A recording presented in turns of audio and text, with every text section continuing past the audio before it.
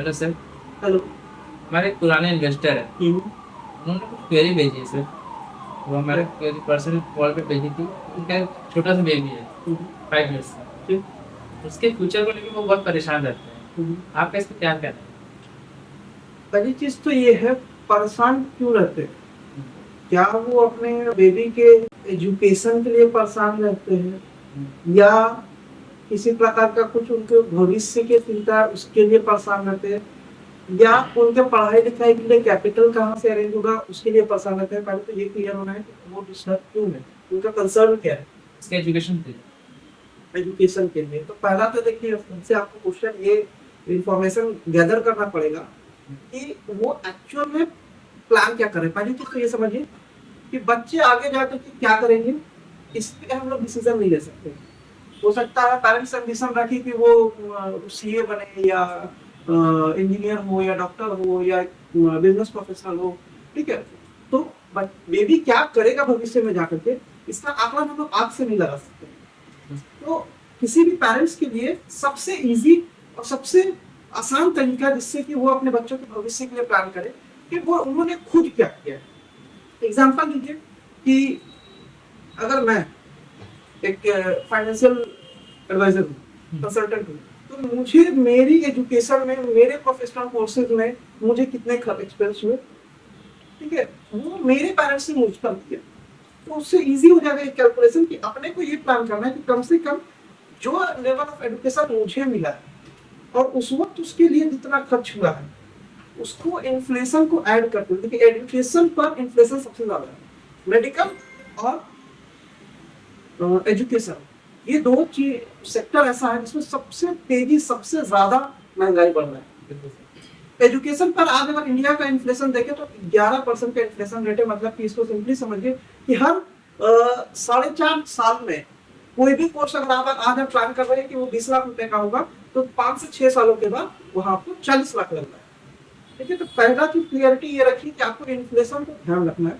जो भी आपके क्लाइंट है उसको पहले ये कम्युनिकेट कीजिए कि सर ऐसा नहीं है कि अगर आज जिस कोर्स को मैं करवाना चाहता हूँ अपने बच्चों के लिए, तो उसके लिए अगर मुझे आज 50 लाख रुपया लग रहा है, तो भविष्य में क्योंकि महंगाई बढ़ेगा तो मुझे उस वक्त कितना पैसे की जरूरत होगी। इसको पहला इंपॉर्टेंट पॉइंट है जो आपको ध्यान रखना है। ठीक है, सेकेंड चीज है कि उन्होंने अभी तक क्या प्लान किया है, ये इंपॉर्टेंट चीज होगा। तीसरी चीज है कि उनका टैक्स का क्या कंसर्न है, टैक्सेस को भी ध्यान में रखना है, क्योंकि बहुत सारे एजुकेशन प्लान होते हैं जिसमें टैक्स बेनिफिट भी पेरेंट्स को मिल जाते हैं। ठीक है, थर्ड चीज है, ये कहा जाए कि सबसे इंपॉर्टेंट है। देखिए, मैं अगर पेरेंट्स हूँ तो मैं कभी ये नहीं चाहूंगा कि अगर मुझे कुछ हो जाए तो मेरे बच्चों की पढ़ाई लिखाई पे कोई इफेक्ट पड़े, राइट? बिल्कुल सर। तो इसके लिए पहला चीज है प्रोटेक्शन को देखना है। क्या हमने ये व्यवस्था कर रखा है कि अगर मैं हूँ तो अब तो मैं ध्यान रखूंगा, अगर मैं नहीं हूँ अवेलेबल, भगवान ना कहे कि कल को मैं दुनिया में नहीं रहा, तो उससे मेरे बच्चे की पढ़ाई रुकनी नहीं चाहिए। चाहिए। ये पहला कंसर्न है। इसके लिए उन्होंने क्या प्लानिंग कर रखा है, इसको देखना। इसके लिए क्या क्या हो सकता है, उन्होंने कुछ इंश्योरेंस ले रखा है या उन्होंने अपना कैपिटल उतना डेवलप कर रखा है। ठीक है, देखिए, इस चीज को अगर मैं और इजी करूँ आपको एक्सप्लेन करने में, तो मान लेते हैं कि किसी व्यक्ति का लाइबिलिटी, देखिए लाइबिलिटी और रिस्पॉन्सिबिलिटी दोनों लगभग लगभग एक तरह की चीज है। ठीक है, लाइबिलिटी मतलब कि मैंने जो कर्ज ले रखा है, रिस्पॉन्सिबिलिटी मतलब कि वो मेरी रिस्पॉन्सिबिलिटी है, उसे मुझे पूरी करनी है। ठीक है, तो लाइबिलिटीज में अगर मैंने होम लोन ले रखा है, मैंने कार लोन ले रखा है, तो वो हमारे लिए लाइबिलिटी है। पहला चीज है कि जितना का होम लोन या कार लोन मैं ले रखा हूँ उतना का मुझे कवरेज तो होनी चाहिए, 100% होना चाहिए।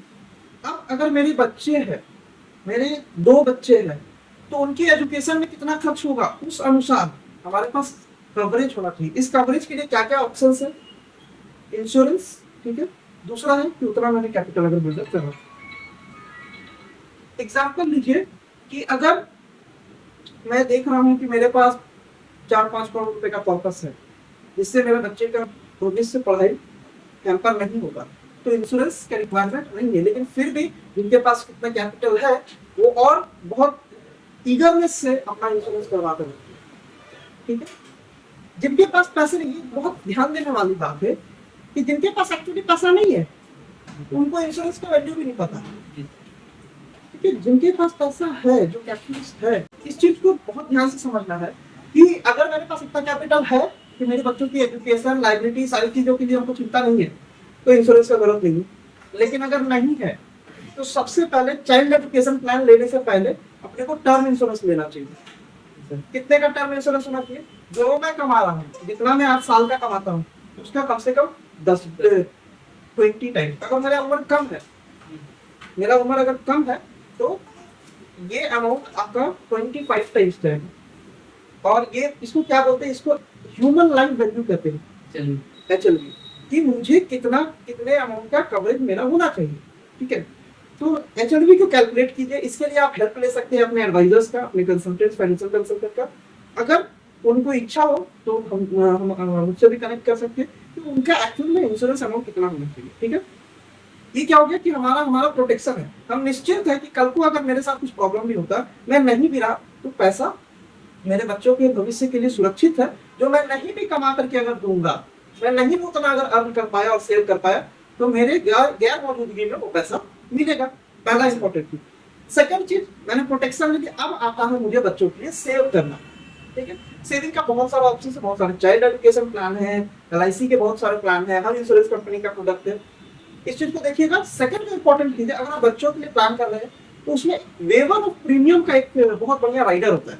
अगर आप किसी इंश्योरेंस बेस्ड कंपनी के साथ कोई यूनिक प्रोडक्ट में जा रहे हैं या ट्रेडिशनल पॉलिसी में जा रहे हैं जिसमें गारंटेड रिटर्न है, तो वहां पर हमेशा ध्यान रखिएगा, एक ऑप्शन होता है वेवर ऑफ प्रीमियम, वो जरूर रखना चाहिए। उसके फायदा क्या है इसको समझिए। मान लेते हैं मैं अपने बच्चे के भविष्य के लिए हर साल 5 लाख रुपए अपने बच्चों के लिए जमा कर रहा हूँ। अब मुझे ये 5 लाख रुपए 5 साल या 7 साल या 8 साल या 10 साल जमा करना पड़ेगा। अगर मैं हूं तब तो मैं जमा करूंगा, अगर मैं नहीं हूं तब। तो अगर आज से, और उसी जगह दूसरे लोग होते तो आज थोड़ा सा खर्च कर लेते, तो उनका भविष्य बहुत वेल्दी होता है वो आगे जाकर के। क्योंकि समय का वैल्यू बहुत ज्यादा है। आप पैसा बड़ा जमा करेंगे, उससे फायदा कुछ नहीं है। आपको बड़ा पैसा अगर मार्केट से निकालना था तो टाइम देना पड़ेगा। जनरली लोग बिना एडवाइजर के भी करते हैं, डायरेक्ट में भी कर लेते हैं, रेगुलर में भी करते हैं। तो वहां उनके मार्केट 15% 20% बड़ा निकाल लेता है, 20% बड़ा निकाल लेता है। तो कभी भी वो पूरा मार्केट का मजा तो ले लेता, क्योंकि छोटे छोटे पिक्स, छोटा टुकड़ा में संतुष्ट होना। मार्केट का एक्चुअल फायदा उठाना है तो टाइम नहीं। बच्चों के लिए अगर प्लान कर रहे हैं 15 साल 20 साल टाइम दीजिए, आपको लोन का जरूरत ही नहीं पड़ेगा। इतना कैपिटल, और ऐसा नहीं बहुत ज्यादा पैसा जमा करना, छोटा अमाउंट से आप करते हैं तो बहुत बड़ा बन जाता है। क्योंकि at the end of the term क्या होता है कि आपका जो डिपॉजिट अमाउंट है वो 10 लाख होगा, इंटरेस्ट आएगा 30 लाख, 4 गुना हो जाता है। तो इसलिए समय देना जरूरी है। जितना समय देंगे आप उतना ज्यादा फायदेमंद है। अब सेकंड चीज है कि देखिए, अगर उससे आपको ये कुछ सवाल तो लेने ही होंगे, तभी आप पूरे आंसर कर पाएंगे। तो एक बार डिस्कस कीजिए, और जैसा क्वेश्चन होता है सर, आप क्वेश्चन करना चाहता हूँ सर मैं। जैसा आप बोले तो मार्केट डाउन होता है, तुमको और इन्वेस्ट करना चाहिए, राइट।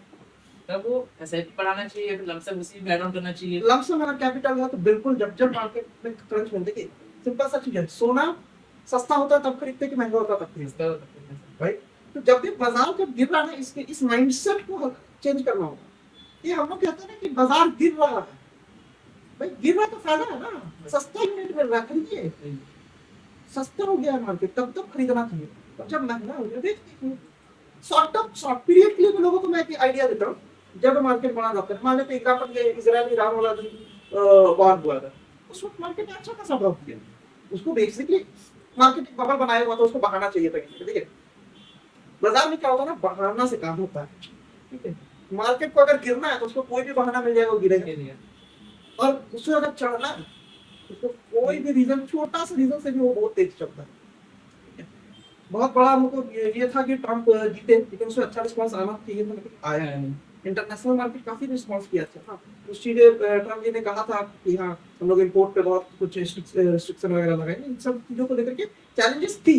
लेकिन उसके बावजूद देखिए मार्केट अब एक न्यूटन ले चुका है, और सेंसेक्स तैयारी कर रहा है 1 लाख तक जाने की, और वो मोस्ट प्रोबेबली 3 से 4 साल के अंदर जाएगा।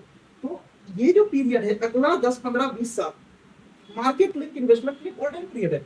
लोग बोलते हैं मार्केट में पैसा डूब जाए, आप देख लो 1992 से 1992 से आप देख लो, उससे पहले से भी देखना चाहते हो देख लो, मेरे पास डेटा उतना पुराना नहीं है। मार्केट उस वक्त से टेम्पोररी गिरावट बहुत बार दिया है, चाहे वो वर्ल्ड वार का सीन हो, चाहे वो कोविड हो, चाहे वो आपका स्कैम हो, 2008 का भी हम लोग ने क्राइसिस देखा, लेकिन क्या मार्केट वहीं टिक गया? वो नहीं टिका, वो बढ़ रहा है और बढ़ रहा है, बढ़ता रहेगा, वो रुकने वाला नहीं है। हम और आप रुक जाएंगे क्या इन्वेस्ट करेंगे तो पैसा कहीं, वो नहीं रुकेगा, आपके लिए कोई नहीं रुकेगा, वो अपना चलेगा। आप उसके साथ चलेंगे तो आप पैसा बनाएंगे, आप उसका साथ छोड़ देंगे, नुकसान आपका है। या तो आप कमाएंगे या तो और कमाएंगे, बिल्कुल राइट, कमाएंगे जरूर। बिल्कुल ठीक है। अब ये चॉइस आपका है, तो इसलिए मार्केट में इन्वेस्टमेंट से कभी डरना नहीं चाहिए कि बच्चों के लिए प्लान कर रहे हैं तो गारंटेड चाहिए, नहीं, ठीक है, गारंटेड में कुछ पार्ट को रखिए, लेकिन एक मार्केट में प्लान को जरूर रखिए, जिससे कि आपको मार्केट, क्योंकि सिंपल से समझिएगा, महंगाई बढ़ रहा है, महंगाई अगर बढ़ेगा तो मार्केट बढ़ेगा, उस महंगाई के साथ अगर आप अपना निवेश को भी, क्योंकि आप जब बाजार में डाल ना तो महंगाई बढ़ रहा है तो आपका पैसा भी बढ़ रहा है, उस चीज को उस लॉजिक से सोचना पड़ेगा। हम लोग सुने होंगे अपने कुछ लोगों से, कि आप भी सुने होंगे शायद, कि महंगाई बहुत बढ़ रहा है। देखिए महंगाई कभी रुकेगा? कभी नहीं रुकेगा, वो बढ़ेगा, लेकिन आप अगर अपने इनकम को नहीं बढ़ाएंगे, आप अपने निवेश को नहीं सही जगह लगा करके उस महंगाई से फायदा होता है। भैया महंगाई बढ़ रहा है 7%, मार्केट का एवरेज रिटर्न है 14%, सेंसेक्स का रिटर्न है, कोई आंख बंद करके सिर्फ सेंसेक्स में निवेश कर दिया होता है ना, उसको 14% का रिटर्न हंसते किसते मिलता है? कौन सा बैंक देगा 14%? इसलिए मार्केट कुछ प्राइवेट सेक्टर बैंक से 8-9% देते हैं, लेकिन उसमें बहुत सारा चैलेंजेस है भाई। अगर वो समय से पहले निकाल रहे हैं, ह्यूज पेनल्टी है, 25-25 हजार रुपए पेनल्टी लगता है मानना कैसे एफडी पर, 25,000 रुपए। तो इस चीज को ध्यान में रखिए, निवेश कीजिए तो अपने फाइनेंशियल एडवाइजर से एडवाइस जरूर कीजिए, और सिर्फ उसकी एडवाइस पर काम नहीं कीजिए, अपना दिमाग भी लगाइए। देखिए आज के समय में लर्निंग का बहुत सारा ऑप्शन है, ज्ञान भरा पड़ा है, फ्री में है, लेकिन लोग नहीं करते। तो वो उनका क्या होता है कि पहले लर्निंग होता फिर अर्निंग होता, आपका लर्निंग अगर मजबूत होगा तब आपका पैसा बनेगा। आप अगर डिपेंडेंसी रखेंगे तो आप तो ये कुछ प्रोसेस स्टेप्स है जो बच्चों के पढ़ाई के लिए अगर आप कैपिटल रखना चाहते हैं उनको फॉलो करने से बहुत इजी हो जाएगा, उन्हें लोन लेने की जरूरत नहीं पड़ेगी। ये तो बच्चों पढ़ाई नहीं पास, कुछ बच्चे ऐसे भी होंगे जो पढ़ाई नहीं करना और आगे बिजनेस करना हो, उस पर्पस को यूज कीजिए बिजनेस के लिए, वो पर्पस से उतना बड़ा नहीं बोलते। ये तो फिर इसके लिए तो प्लान करना, ये डिफरेंट है, इस टॉपिक से एकदम डिफरेंट है। वैसे हम काम करते हैं, आपका नंबर हम अपने चैनल पे ऐड कर देते हैं, बिल्कुल जिनको कांटेक्ट करना होगा आपसे कांटेक्ट करें। बिल्कुल बिल्कुल कर सकते हैं। Thank you sir. Thank you.